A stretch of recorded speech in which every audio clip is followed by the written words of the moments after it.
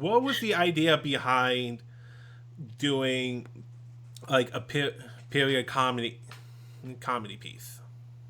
Well, it was actually my brother's idea. Hello, my name is Ryan. This is On Deck Productions. We're telling stories through films and wins are my passion. So if that's interesting to you, make sure you subscribe and ring the bell so you don't miss anything. For those who may or may not know, I'm involved with a show here in New Hampshire called the Early Late Night Live Show, which is produced by Narrow Street Films. After one of our recent episodes, I got a chance to sit down and interview director Killarney Traynor to talk about her upcoming film, The Dinner Party. Having worked on the production myself, it was definitely interesting to see how she and her brother Terry worked, and that's going to be some of the things we'll be talking about in this video. Now, with all that out of the way, let's get straight to the interview. So, Ani, I want to take this chance to thank you for actually agreeing to take part in this interview. Working on the dinner party, being able to meet you and all that, that was definitely it was quite a interesting experience. Kind of wish I was able to be there for all the production days and not have to miss one because of, well, something else that was going on. But so, on the off chance someone's watching this that has no idea what your film, The Dinner Party, is about, care to give a bit of an synopsis? Oh, sure. So, The Dinner Party is a historically set comedy that we did. I think we filmed it 2 years ago now. Mm-hmm.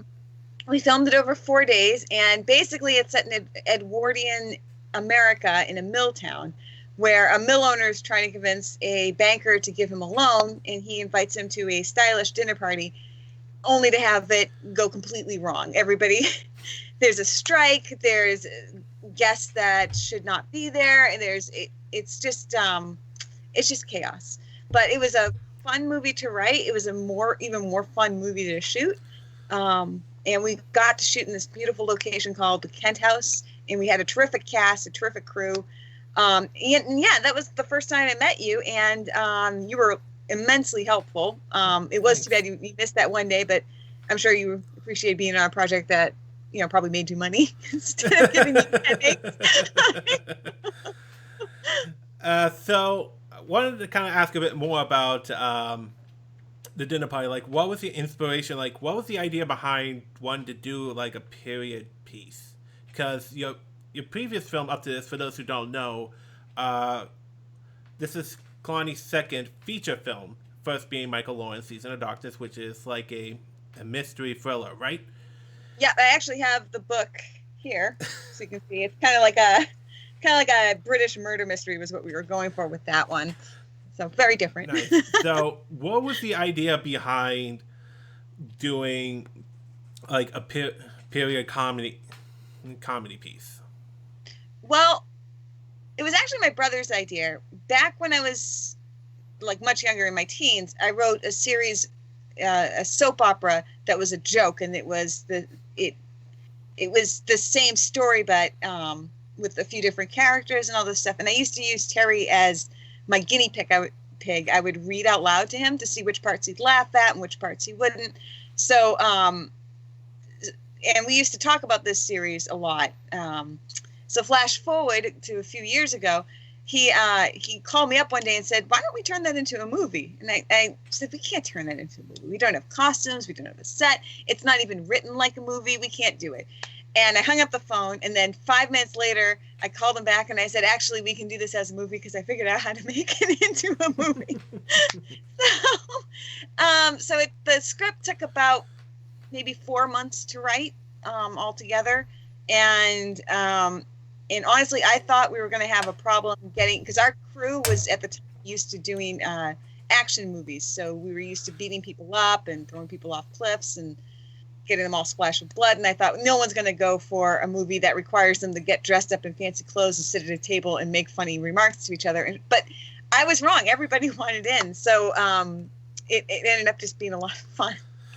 So you mentioned your brother Terry, and his video production company, Narrow Street Films.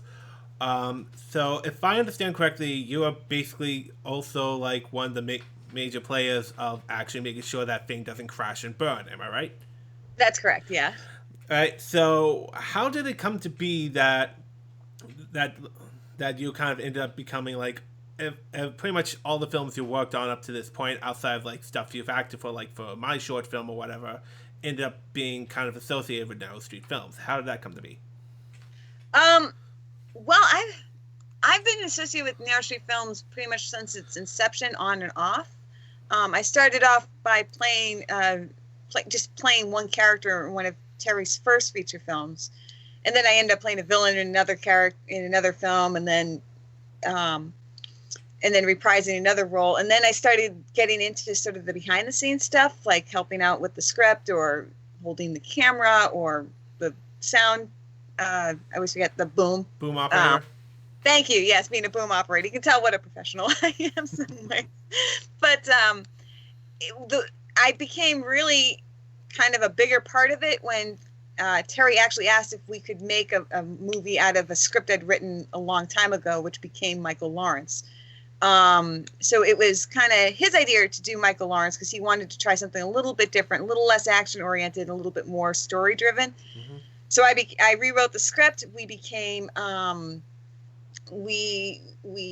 became the director on it, and that way Terry could play one of the main characters. Mm-hmm. And before you know it, I ended up just sort of being behind the scenes for every one of his movies. And I found that it's almost more fun being behind the scenes than in front of the camera sometimes, but I'm a ham, so I like being in front of the camera too.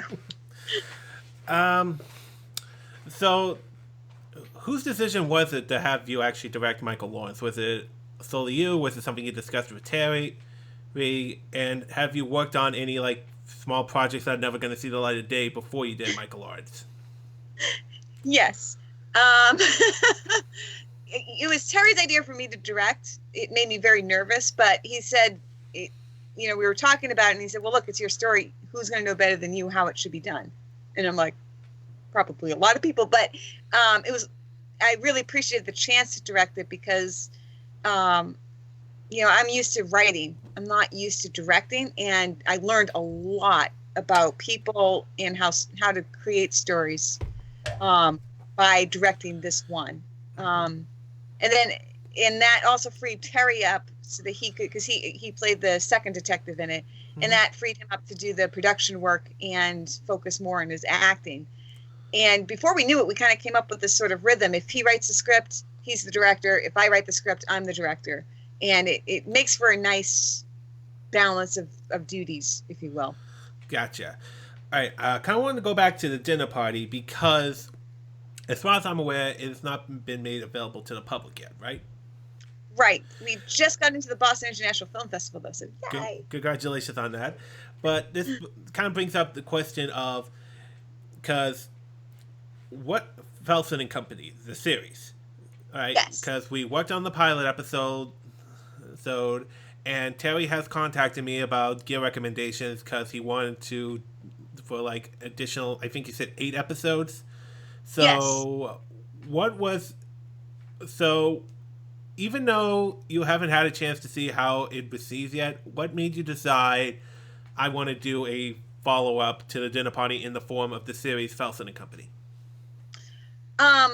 We had so much fun making the dinner party, and when it was over, we all felt like, I had people from the crew just saying, God, I feel like I just left my family behind. And there were all these stories that I'd already written in the past that hadn't been told yet. And I just find the Edwardian, that particular period of history, especially in America, to be really interesting because it was a period of change in America. It was a change from, the Wild West kind of era to the modern era, which started with World War I. So there's a lot of things just kind of going on that we can talk about, that we can play with. And a lot of that stuff is kind of still going on. We still have a lot of the same discussions about like the workplace, for instance, or the role of labor and management, or even women's rights. A lot of the arguments they were having back in the Edwardian period, we're still having today. And so it just seemed like there was a lot of stories that could be told that we hadn't had time to in the dinner party. And again, it was just so much bloody fun that we thought, well, let's just do a few more because we had fun. Okay, I've got one last question, and then I'll let you go. Okay. Okay. Do you have any plans for what you're gonna do after Felsen and Company, Yes, we do. We have lots of plans. such as Well, I'm not really at liberty to say, but non-disclosure agreement? Got it. yeah, but we do have two. I'm just going to put it this way: the Felsen and Company is sort of a trial run for a much bigger project that we have in mind. One that's also historically set. That's going to require a lot more in terms of technical difficulty and stuff. So Felsen Company, even though it's a love project of its own, it's going to set the stage for the next big one that we have in mind. I understand. And Ani, I just want to thank you again for taking the time to actually sit down and put up with me asking UPS questions for almost 11 minutes. Well, I appreciate you having me here. I really appreciate getting to know you, and you've been invaluable behind the scenes and in front of the camera, as we just saw today on the Early Late Night Live show. So thank you for having me.